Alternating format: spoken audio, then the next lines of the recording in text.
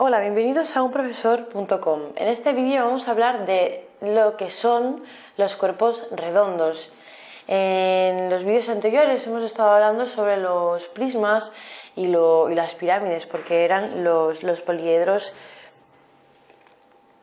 en los cuales nosotros nos centrábamos siempre en paralelogramos, en cuadrados, triángulos, etc. En este caso vamos a hablar ya de lo que serían los cuerpos redondos y empezaremos con una pequeña clasificación.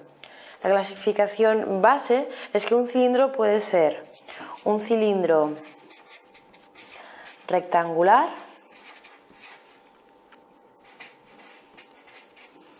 en el que su eje, el eje del cilindro, es perpendicular a las bases. También puede ser oblicuo, en el que su eje no es perpendicular a las bases. Y por último, un cilindro de revolución.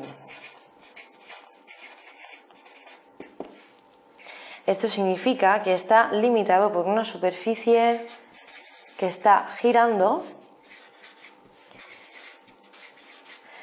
sobre un eje 360 grados. Para poder hablar de esta tipología vamos a determinar los elementos básicos de un cilindro. Un cilindro esquemáticamente tiene esta forma, en el que podemos darnos cuenta de que sus bases, en vez de ser un cuadrado, un triángulo o un hexágono, cumplen una forma circular. Muy bien, para poder determinar sus elementos vemos que para empezar vamos a marcar su eje.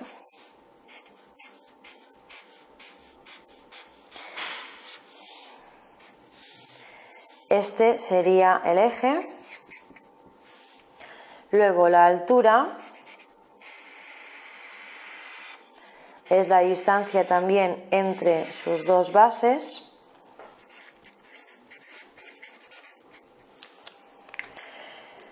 Las bases son los cilindros que engendran los lados perpendiculares. Los vamos a marcar subrayándolos en este color verde.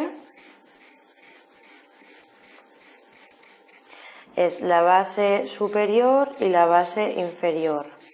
Siempre serán círculos. Son sus bases.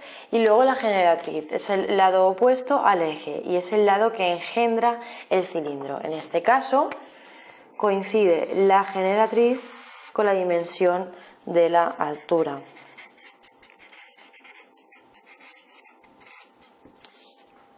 La generatriz, por lo tanto, como acabamos de decir, es que coincide con la altura. Por lo tanto, generatriz es igual a altura. Es una de las características principales.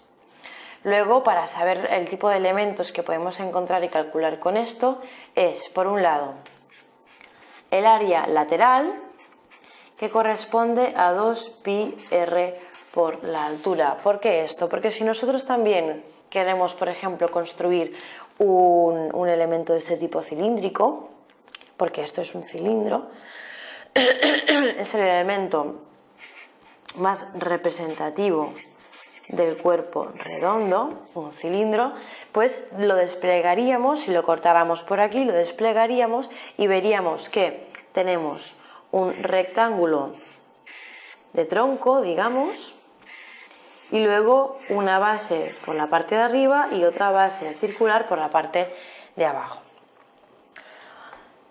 Como podemos entender, también si cortamos por un lado, imaginemos que esto es una gomita de pollo, por ejemplo, lo estamos cortando y para saber cuánto es la longitud de esta circunferencia, la cortamos y se nos genera una longitud X de X centímetros.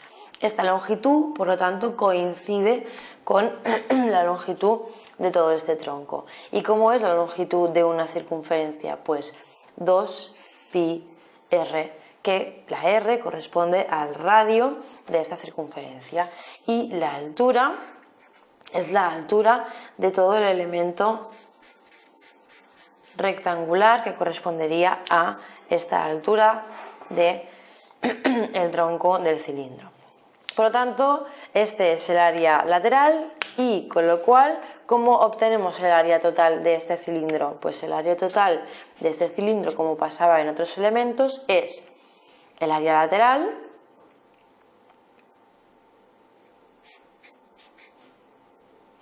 más el área de las bases. En este caso, el área de una base, ¿a qué corresponde? El área de una base, que es un círculo, es pi por r al cuadrado, pero tenemos 2. Por lo tanto, se tendrá que multiplicar por 2 y cogiendo el área que hemos obtenido del área lateral, ya tenemos el área total. Por lo tanto, tendríamos 2pi RH más 2pi r al cuadrado. Sería nuestra área total.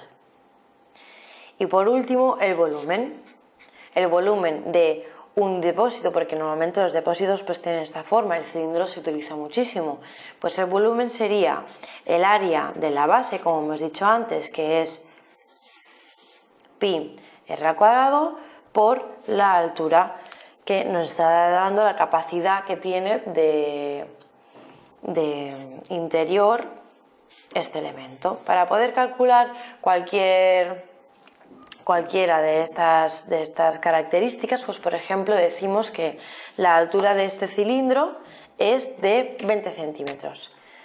La altura de 20 centímetros y el diámetro, que correspondería a todo el ancho, es de 10 centímetros, por ejemplo. Pues para poder calcular el volumen o el área lateral de este elemento, ¿cómo lo podríamos calcular?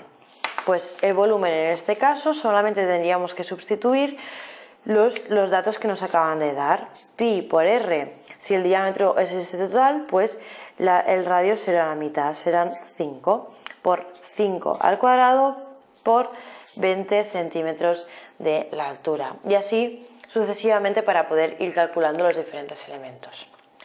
Bien, espero que haya quedado claro cuáles son los primeros cuerpos redondos que podemos encontrar. Otra sería una superficie cilíndrica de no revolución, si no existe un eje que equidiste de las diferentes generatrices, que en este caso sería estos de aquí. Luego los elementos de estos también podemos llegar a lo que sería la esfera.